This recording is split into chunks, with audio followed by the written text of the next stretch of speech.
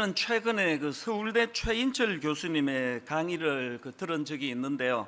그 강의에서 아주 흥미로운 사례 몇 가지들이 참 저에게 와닿았는데요. 예를 들면은 이런 겁니다. 그 강의 중에 하버드 대학교 윌리엄 제임스 교수라는 분을 이제 언급을 하시는데요. 윌리엄 제임스 교수는 이 인간에 대한 다양한 연구로 유명한 분이라고 합니다. 그래서 이제 이 교수님이 인간과 관련된 여러 다양한 연구들을 하다가 이 교수님이 너무나 인간과 관련하여 중요한 하나를 내가 깨닫게 됐다. 그게 뭐냐 하니까 이 인간이란 이거 하나를 바꾸면 인생이 바뀌게 된다. 그러니까 이것만 바꾸면 인생이 바뀔 수 있다 하는 이것 하나를 발견했다는 겁니다. 뭘 것 같으세요? 이 하나가 뭘까요? 그래서 제가 화면으로 이 윌리엄 제임스 교수님의 그 말을 이게 띄워 드렸는데요. 저 관로 안에가 뭔지를 한번 스스로 생각해 보시면 좋겠습니다. 우리 세대의 가장 위대한 발견은 인간이 자신의 관로, 자신의 무엇을 바꿈으로써 자신의 인생을 바꿀 수 있다는 점이다. 아마 지금 각자가 지금 막 생각이 많을 텐데요. 아마 그 자기의 열등감이 또 그 관로 안에로 대시될 경우도 많을 거예요. 예를 들면은 어떤 분은 지금 자신의 외모가 바뀌면은 내 인생이 바뀔 것 같다. 이렇게 생각하는 분도 계실 거고요. 또 어떤 분은 학력, 어떤 분은 성격, 각자마다 이제 그 생각이 다 다를 텐데 그 강사님이 이제 자기 친구한테 그 이야기를 했대요. 그래서 이제 이 윌리엄 제임스 교수가 이거가 바뀌면 내 인생이 바뀔 것 같다면 자네는 그게 뭘 것 같은가 그랬더니 바로 이렇게 얘기하더래요. 이렇게 얘기하더랍니다. 마누라. 웃기려고 한 얘기 같긴 한데 그게 사실이라면 아마 그분의 아내분은 남편이라고 생각을 할지도 모르겠습니다. 이런 외적인 조건이 바꾸어서 내 인생이 바뀌는 게 아니고요. 이제 저 관로 안에 자신의 무엇을 바꿈으로써 자신의 인생을 바꿀 수 있다는 점이다 할 때 저 관로 안에 정답은 이 미국 사람이니까 영어로 attitude예요. attitude. 우리말로 하면은 이 마음의 태도. 인간은요, 그 마음의 태도를 바꿈으로 인생이 달라질 수 있다. 이런 그 인간 연구에 굉장한 권위를 가진 하버드 교수님이 그런 말을 했다는 겁니다. 참 그 주장이 옳다고 생각이 되는 게요. 여러분 그 빅터 프랭클 박사라고 아시죠? 2차 대전 당시에 그 나치가 만든 아우슈비츠 강제 수용소에 끌려가서 그야말로 그 절망의 구렁텅이를 뒹굴 것 같은데 끝까지 그 죽음의 문턱까지 갔지만 아주 그 강인한 정신력으로 버텨내고 그래서 살아남은 그런 아주 대단한 인물 아닙니까? 이분이 이제 자기가 경험한 그 끔찍한 아우슈비츠 강제 수용소의 공포를 기억하면서 내린 결론이 하나 있는데요. 자, 이것도 화면으로 띄워드렸거든요. 관로를 한번 정답을 맞추어 보세요. 인간에게서 모든 것을 다 빼앗아갈 수 있지만 한 가지 자유는 빼앗아갈 수 없다. 바로 어떤 상황에 놓이더라도 삶에 대한 관로만큼은 자신이 선택할 수 있는 자유이다. 뭘 것 같으세요? 정답은 똑같습니다. attitude, 삶의 태도. 이거는 우리로 치면은 그 무슨 간증 비슷한 자기 경험에서 나온 이야기 아닙니까? 그 히틀러의 나치가 자기의 모든 걸 다 빼앗아 갔습니다. 그래서 자기를 그 수용소에 가두기까지 했는데 모든 걸 다 빼앗아 갈 수 있지만 그 나치가 이런 상황에서도 흔들리지 않는 내 마음의 태도, 이 애티튜드만큼은 그들이 빼앗아 갈 수 없다. 그리고 이것을 뺏기지 않았기 때문에 나는 그 절망의 수용소에서도 희망으로 살아낼 수 있었다. 이게 바로 애티튜드라는 겁니다. 이런 강의를 쭉 하시는 그 교수님이 보니까 그 크리스찬 같으세요. 성경을 가지고 또 설명을 하네요. 우리가 잘 아는 빌립보서 2장 5절 너희 안에 이 마음을 품어라 곧 그리스도 예수의 마음이니 여기 나와 있는 이 마음을 영어 성경으로 보니까 예수 그리스도의 애티튜드라고 그러는데 그래서 제가 강의가 끝나고 막 찾아봤습니다. NIV에 이렇게 돼 있더라고요.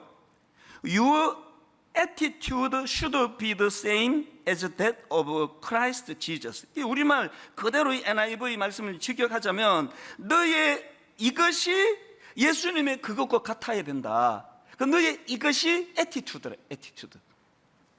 사람을 대하시는 예수님의 attitude. 십자가를 앞에 놓고 예수님이 가지셨던 attitude. 수많은 군중들이 열광하고 왕을 삼으려고 박수를 칠 때 예수님이 그것을 대하시는 attitude. 우리가 배워야 될 것이 바로 이 예수님의 attitude라는 겁니다. 제가 우리말로 하면은 태도인데요. 이거를 이제 attitude로 좀 계속 쓸 텐데 양해해 주시기 바랍니다. 발음도 안 좋은데 뭐 자꾸 영어 쓰나 하지만 이게 그 뉘앙스가 저에게 와닿아서 그렇습니다. 그래서 저는 이번 여름 내내 이 attitude라는 이 단어를 가지고 참 많이 묵상을 하고 생각을 했고요. 그리고 또 이 attitude라는 단어를 넣어가지고 검색해서 이것과 연관되는 책을 여러 번 주문을 했습니다. 그렇게 구입한 책 중에 김진세 박사님이라는 분이 쓴 그 제목 자체가 attitude예요. 이게 나중에 이제 개정하면서 제목을 바꾼 걸 제가 봤는데요. 저는 예전 책을 중고 서점에서 이제 구입을 했는데 그 책에 보니까 이 attitude는 라틴어 앱투스에서 출발한 단어인데요. 이 앱투스는 준비 혹은 적응 이런 뜻을 가진 단어라는 겁니다. 그러니까 어원적인 의미로 따지자면 이 attitude라는 거는 무엇인가를 행할 준비가 된 상태. 이걸 조금 더 보완한 설명이 칼 융이라는 심리학자가 내린 정의인데요. 자, attitude란 어떤 특정한 방향으로 행동하거나 반응하는 정신의 준비 태세다. 이게 무슨 말인가 하면 그 사람들마다 그 attitude, 그 마음의 태도가 뭐냐면은 어떤 일을 겪든지 어떤 사람을 대하든지 나는 이렇게 반응하기로 준비가 돼 있는 거라는 겁니다. 부정적인 생각의 자세를 가진 사람은 어떤 상황에서든 거기서 부정적으로 이야기하고, 긍정적이서 코로나19를 가지고 대부분의 사람들이 낙심하고 힘들어하는데 또 어떤 사람들은 이 코로나19라는 사건을 통해서 주님을 더 가까이 알고 주님께 더 나아가고 하나님을 더 의지하는 도구로 쓸 수 있는 사람이 있다는 거. 이게 애티튜드라는 겁니다. 제가 오늘 본문을 이제 그 본문으로 택해서 나누고 싶었던 포인트도 그건데요. 오늘 본문에 보면은 이제 이스라엘 백성들이 홍해를 건너서 광야 생활을 통해 가나안으로 진입하는 그 여정길에 이제 홍해를 건너고 제일 첫 번째 사건입니다. 첫사랑, 첫 경험, 또 첫 기억 이러듯이 항상 이제 이 첫째가 주는 그 의미가 있는데요. 지금 이스라엘 백성들이 하나님 은혜로 홍해를 건너 이스라엘 그 광야를 배회하는데 첫 번째 경험이 오늘 본문에 나오는 마라의 썬물입니다. 그 광야를 배회하다가 막 목이 타들어가는데 갈증을 느끼는데 물이 있어서 보니까 이게 썬물이에요. 마실 수 없는 물입니다. 그래서 이제 너무 괴로워하고 있으니까 하나님께서 그 썬물을 단물로 바꾸어 주셨다. 그리고는 나는 너희들을 치료하는 여호와다 이렇게 말씀하셨다는 간단한 내용인데요. 여기에 굉장히 중요한 메시지들이 많이 담겨 있다는 겁니다.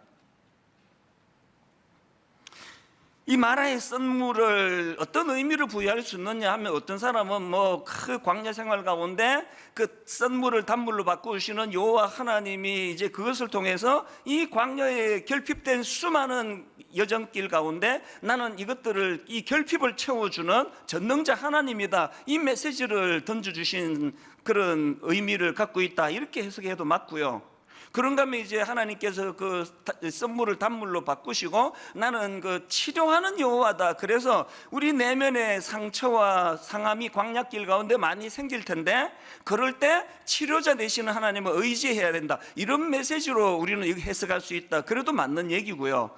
다 맞는 얘기예요. 그런데 이걸 좀 더 큰 그림으로 포괄적으로 이 그림을 찾아서 여기서 교훈을 찾자면 어떤 메시지를 얻을 수 있을까 이런 생각을 하면서 보니까 제가 그 24절이 눈에 띄는 겁니다. 본문 23절을 다시 한번 보세요. 마라에 이르렀더니 그곳 물이 써서 마시지 못하겠으므로 그 이름을 마라라 하였더라. 백성이 모세에게 원망하여 이르되, 그러니까 여러분 이 이스라엘 백성들이 광야길 제일 먼저 경험한 건 마라의 썬물이고요. 그 마라의 썬물에 대하여 그들이 보인 제일 광야에서의 제일 첫 번째 반응은 불평입니다. 원망입니다. 이게 왜 의미가 있느냐 하면은 그렇게 불평하고 원망했을 때 하나님께서 썬물을 단물로 바꾸어 주시고 나는 너희들을 치료하는 여호와라는 놀라운 그런 기적적인 말씀을 주셨고요.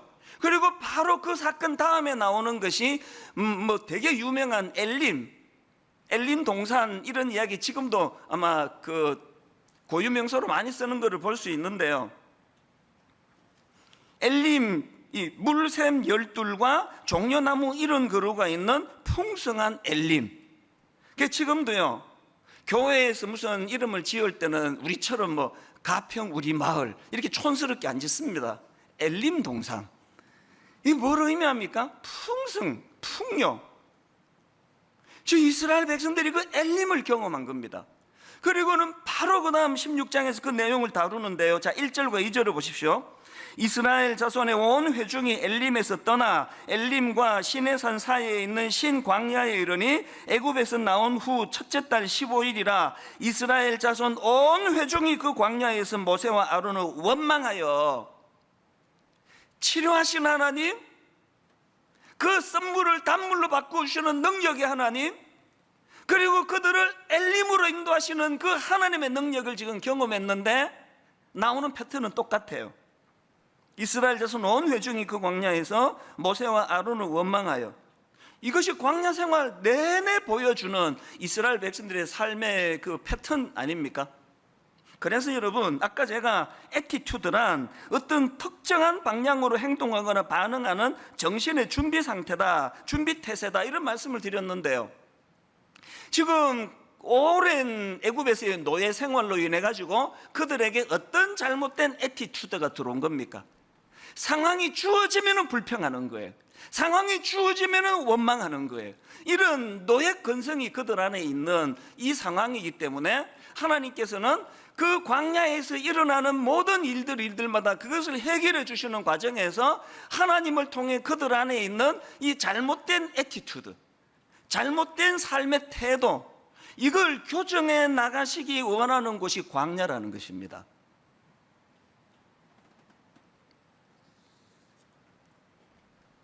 태도를 바꾸면 성공이 보인다. 이번에 제가 또 구해서 본 책 중에 하나인데요. 그 책에 보니까 아주 흥미로운 이야기 하나가 담겨져 있습니다. 이거 제가 예전에 한번 인용한 것 같기도 해요. 어떤 환자 한 분이 이 병원을 찾아서 의사 선생님과 상담하는데 막 죽을 것 같다는 거예요. 이렇게 말합니다. 선생님, 저는 요즘 만지는 곳마다 다 아픈 것 같습니다. 늙어가는 건가요? 몸이 쇠약해지는 건가요? 무릎을 누르면 무릎이 아프고 배를 누르면 배가 아픕니다. 여기 관자놀이 옆을 만지면 거기도 아프고요. 도대체 무엇 때문인가요? 그래서 이제 그 의사가 옛날에 나온 책이니까요, 전신 엑스레이 촬영을 이제 했다는 겁니다. 요즘으로 치면 MRI 촬영 이런 거겠죠. 전신을 샅샅이 점검을 하고 의사가 답을 찾은 겁니다. 그래서 그 환자분을 불러서 이제 이런 설명을 했습니다. 선생님께서 왜 만지는 곳마다 아픈지 이유를 찾아냈습니다. 몸에는 이상이 없는데요, 손가락이 부러져 있습니다. 지금 제가 그 애티튜드, 잘못된 애티튜드라는 설명을 드리고 있잖아요. 지금 손가락이 부러진 상태, 이게 잘못된 애티튜드를 상징적으로 말하는 거예요. 손가락이 부러져 있으니까 자기가 누르는 곳마다, 자기가 경험하는 곳마다, 자기가 맞닥뜨리는 사람마다 다 아픈 거예요. 다 잘못된 거예요. 그래서 몸을 고치는 것이 아니라 이 손가락을 고쳐야 된다. 이게 지금 제가 강조해 드리는 애티튜드, 삶의 태도를 바꿔야 된다. 제가 왜 이 설교를 해야 되겠다 마음을 먹었냐 하면, 코로나19 아우슈비츠 수용소에 갇혀있던 그 사람들처럼 대부분의 사람들이 코로나19는 우리를 후퇴하게 만들고 우리를 낙심하게 만들고, 또 그저께도 보니까 지금 코로나19로 인한 우울증, 우리나라 분들이 믿겨지지는 않은데 거의 절반 가까이가 지금 코로나로 인한 우울한 상태다, 그런 글들도 있는데요. 이럴 때 예수 믿는 우리가 어떤 그리스도 안에서의 건강한 애티튜드를 가짐으로 말미암아 이런 코로나19조차도 주님을 더 사랑하는 도구로, 내 영혼이 더 풍성해지는 도구로 이것들을 사용할 수 있을까? 이것을 만드는 결정적인 게 이게 애티튜드를 교정하는 거라는 겁니다. 제가 희망을 갖는 건요, 이번 여름에 제가 이 태도와 관련된 여러 책들을 읽으면서 거의 모든 전문가들이 이구동성으로 하는 게 이 애티튜드는 훈련에 의해서 교정될 수 있다는 겁니다. 바뀔 수 있다는 겁니다. 오늘 여러분, 영적인 이 노예 생활이라고 하는 이 약한 이 세상 속에서 잘못 습득된 우리 내면의 애티튜드가 성령의 은혜와 능력으로 훈련됨으로 하나씩 하나씩 교정되어 가는, 그래서 주님 닮아가는 성숙이 이루어지게 되기를 주님 이름으로 축복합니다. 자, 그럼 뭘 교정해야 될까요? 여러 가지가 있지만 저는 대표적으로 두 가지, 이 교정해야 될 두 가지 부정적인 태도가 뭐냐? 첫째는요, 자기 자신에 대해서는 절망의 습관입니다. 절망의 습관. 이 절망의 습관, 여러분이 너무나 잘 아시는 이제 가나안 정복을 코앞에 두고 가데스 바네아에서 12명의 정탐꾼을 현지를 둘러보고 왔더니 딱 10대 2로 10명의 정탐꾼의 그 보고가 이렇습니다. 민수기 13장 32절 33절, 이스라엘 자손 앞에서 그 정탐한 땅을 악평하여 이르되 우리가 두루 다니며 정탐한 땅은 그 거주민을 삼키는 땅이요 거기서 본 모든 백성은 신장이 장대한 자들이며 거기서 네피림 후손이 아낙 자손의 거인들을 보았나니 우리는 스스로 보기에도, 이 중요합니다, 스스로 보기에도 메뚜기 같으니 그들이 보기에도 그와 같았을 것이니, 이 원리를 아셔야 됩니다. 내가 나를 메뚜기처럼 보면 그들도 나를 그렇게 본다는 거예요. 내가 나를 초라하게 인식하면 그들도 나를 초라한 인간으로 낙인 찍는다는 사실이에요. 지금 광야 생활을 그렇게 오래 배회했으면서 그들 내면에 아까 제가 그 애티튜드에 대한 그 정의를 해드렸잖아요. 애티튜드란 어떤 특정한 방향으로 행동하거나 반응하는 정신의 준비태세다. 이미 그들은 난 메뚜기다, 난 보잘것없다, 우리는 비참한 인생이다. 그래서 뭘 보고 오든지 간에 그들 앞에 우리는 메뚜기 같은 존재다라고 대답할 준비가 되어 있으니까 그것만 보이는 거예요. 똑같은 것을 보고 온 그 두 사람 있잖아요. 요수아와 갈렙. 똑같은 것을 봤는데 그 장대한 사람들을 보고 그도 우리 밥이다, 우리 그도 이길 수 있다, 이게 애티튜드라는 거예요. 여러분이 보여지는 사물은 어떤 것들이세요? 막 온 사물이 다 시뻘겋게 보이세요? 시퍼렇게 보이세요? 노랗게 보이세요? 그 색깔 안경을 끼고 있어서 그런 거예요.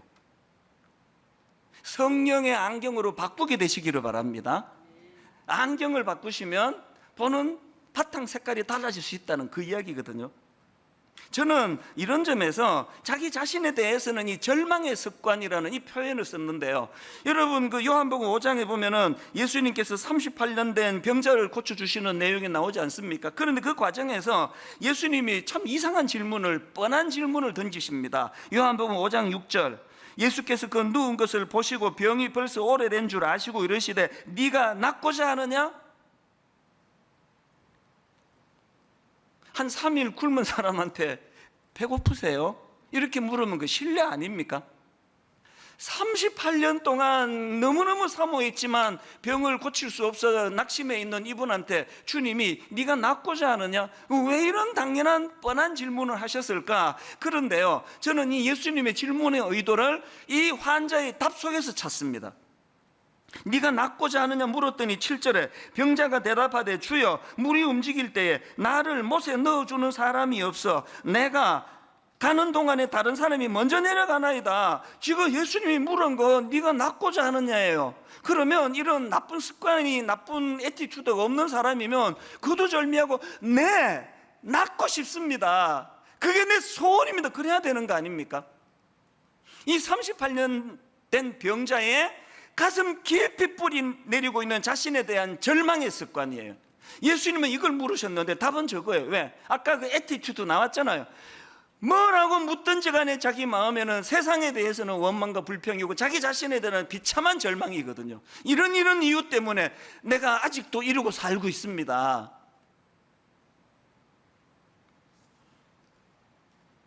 코로나19 시대에 우리가 두려워해야 되는 것은 이것이 우리에게 절망의 습관을 가져올 거예요. 온 이야기가 다 절망적인 얘기니까요. 저는 오늘 성령님이 저와 여러분 심령 속에 이 강력한 질문 하나가 던져지기를 원합니다. 네가 낫고자 하느냐? 네가 낫고자 하느냐는 질문 앞에 이 절망의 습관으로 답하지 마세요. 하나님, 우리 가정이 얼마나 비참한지 아십니까? 하나님, 코로나19 때문에 지금 경제적으로 죽을 것 같습니다. 주님은 그 38년 된 병자 내면에 오래된 절망의 습관을 교정해 주시기를 원하십니다.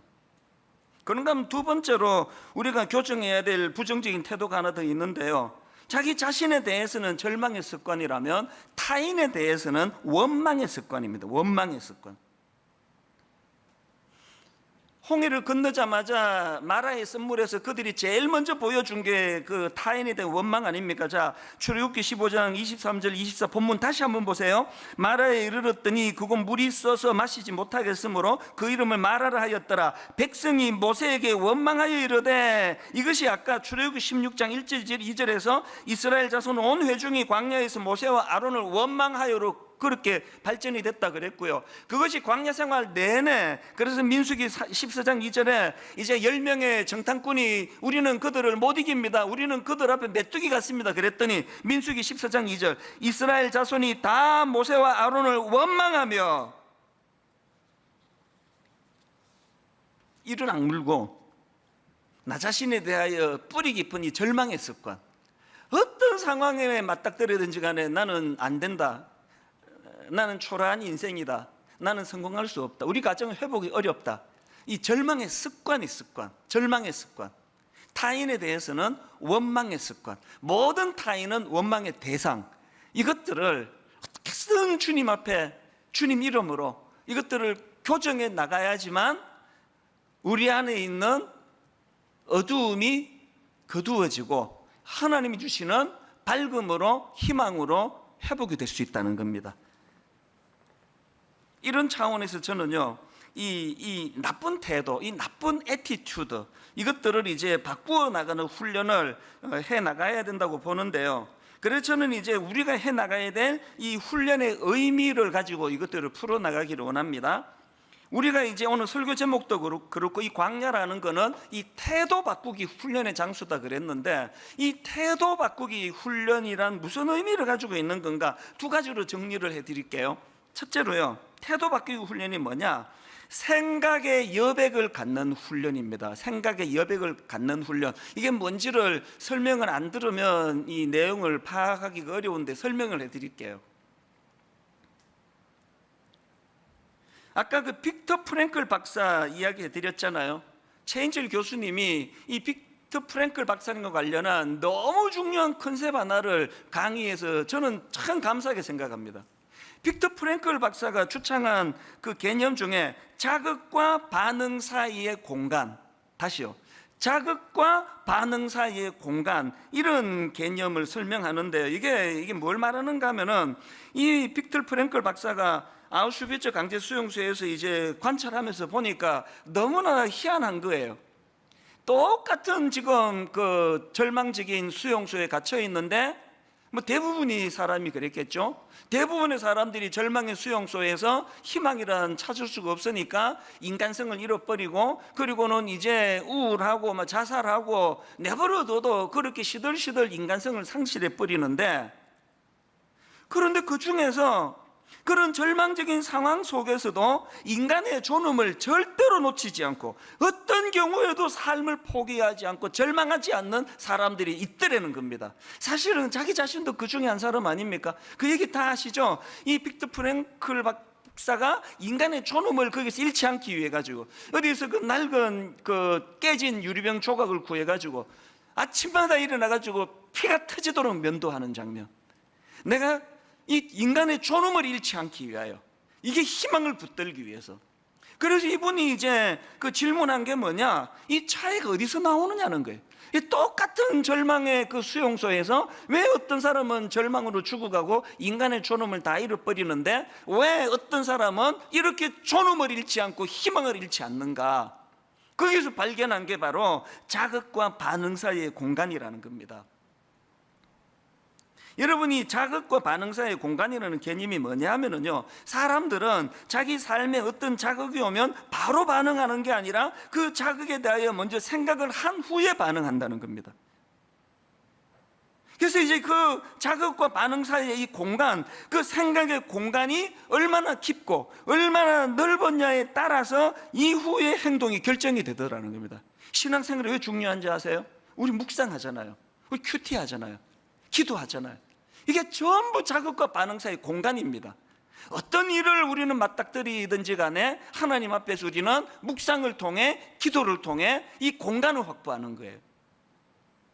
오늘 현대인들이 너무나 조급하고, 지난주에도 말씀드렸지만 그냥 욱하는 묻지마 살인, 묻지마 폭행, 이거 왜 그렇습니까? 자극과 반응 사이에 공간이 없어서 그래요. 저는 저와 여러분들이 이 애티튜드, 삶의 태도가 우리 인생을 결정할 만큼 중요하다고 한다 할 때에 이미 하나님이 주신 재료 묵상하시기를 바랍니다. 여러분 깊이 하나님 앞에 기도하셔야 돼요.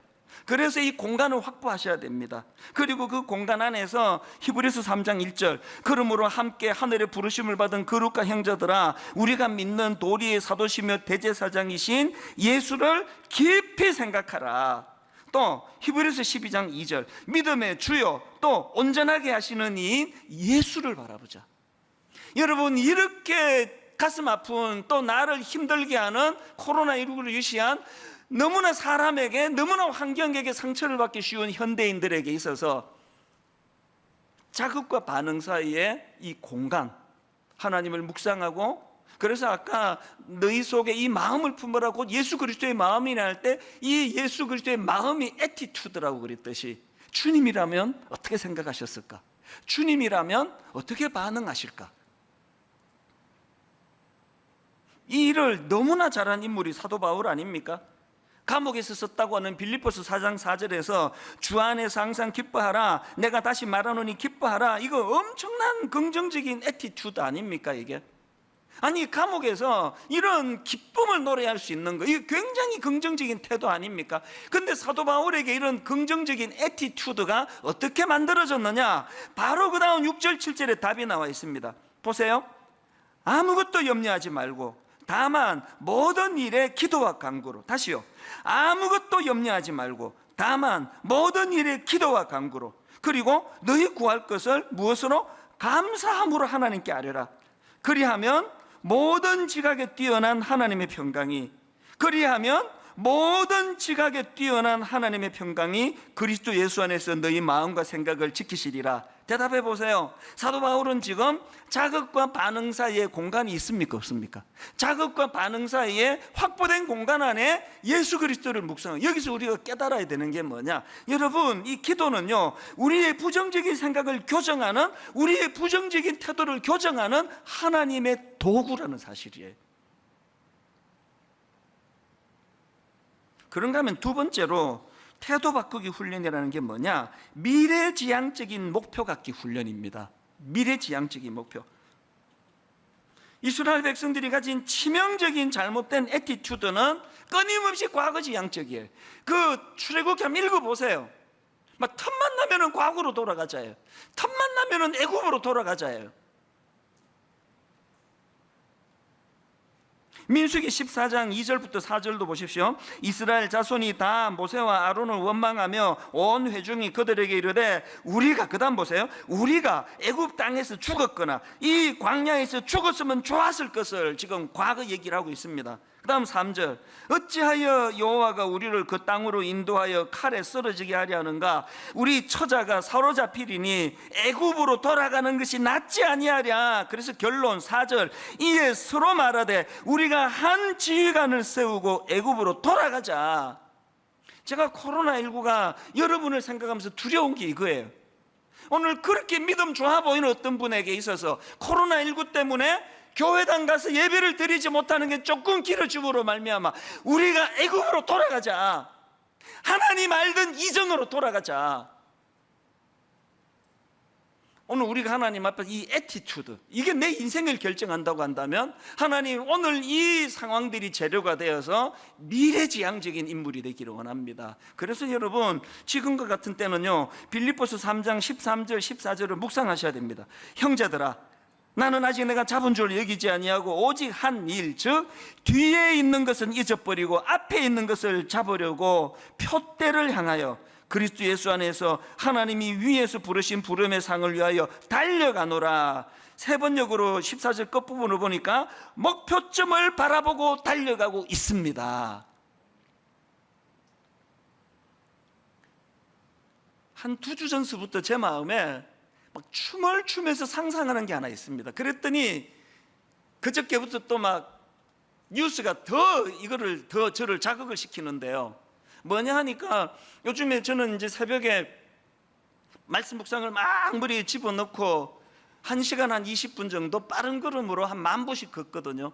계속 걸으면서 요즘에 한 2주 동안에 마음으로 영적인 상상력을 가지고 춤을 추는 게 하나 있습니다. 미래지향적인 게 뭐냐, 점점 코로나가 이렇게 오래 간다, 또 번지기 시작한다, 어느 교회에 확진자가 생겼다, 이런 일이 터질 때마다 내 안에 이 상상력이 주는 노래는 더 커집니다. 그게 뭔지 아세요? 계속 상상하는 게, 여러분 코로나19가 언젠가는 끝날 거 아닙니까? 백신 나오고. 내 마음의 상상력이 이거예요. 어느 날 국가적으로 국민 여러분, 드디어 코로나19가 종식되었습니다, 이렇게 선언되는 바로 그 다음 주일날 전 교회적으로 모여 축제 같은 예배를 드리는 꿈을 꾸기 시작했습니다. 너무 가슴이 벅찬 거예요. 막 마스크 다 벌써 던져버리고 막 답답해 힘드시잖아요. 그리고 막 이게 드문드문 앉아있으니 이게 무슨 재미예요. 막 옛날처럼 막 더운데 막 딱딱 들어붙고 앉고 막 인사하다가 침 막 튀고, 저는 막 거룩한 침이 막 여기저기서 터져 나오는 그날을 꿈꾸고 있습니다. 내 침이 저분에게 튀고 저분의 침이 내게 튀어도 해를 주지 않은 막 그 상상을 해요. 그래서 이제 코로나19가 종식되었습니다라는 국가적인 선포가 있고 난 바로 그 다음 주일 예배가 한 번도 드려보지 못한 가슴 벅찬 예배가 되기를 꿈꾸고 있습니다. 같이 꾸십시다.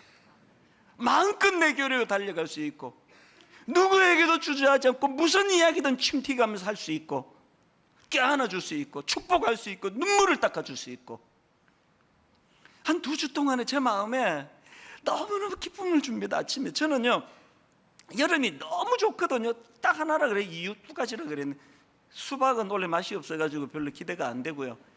나는 이 새벽에 여름 아침이 길어서 너무 좋아요.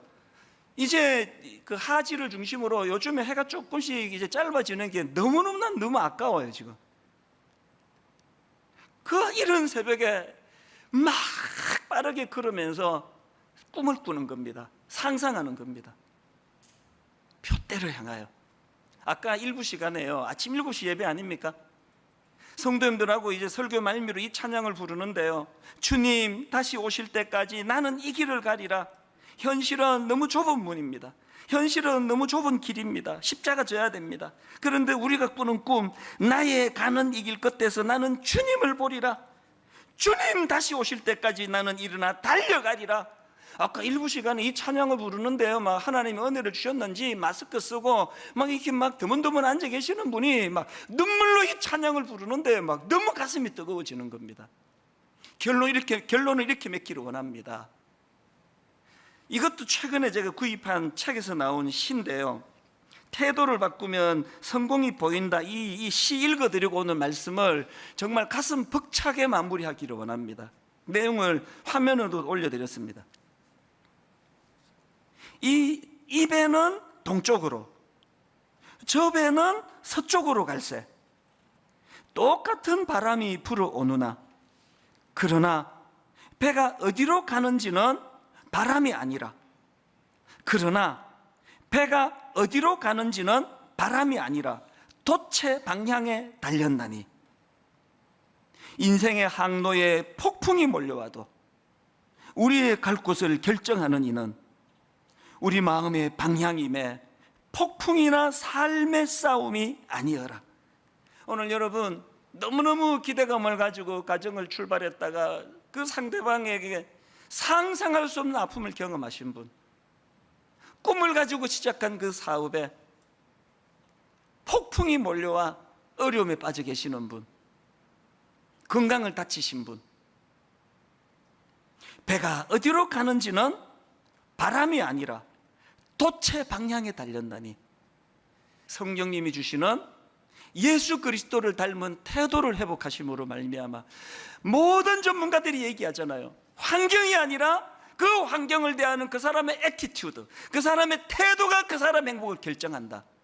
예수 믿는 저와 여러분은 태풍이 없는 인생이라서 행복한 것이 아니라, 배가 어디로 가는지는 바람이 아니라 돛의 방향에 달렸나니, 더 많은 광풍으로 힘들어하시는 분이 계시다면 그 돛의 방향을 정해주시는 하나님 은혜로 더 많은 활력이 여러분 삶 속에, 여러분 가정에 부어지게 되기를 주님 이름으로 축원합니다.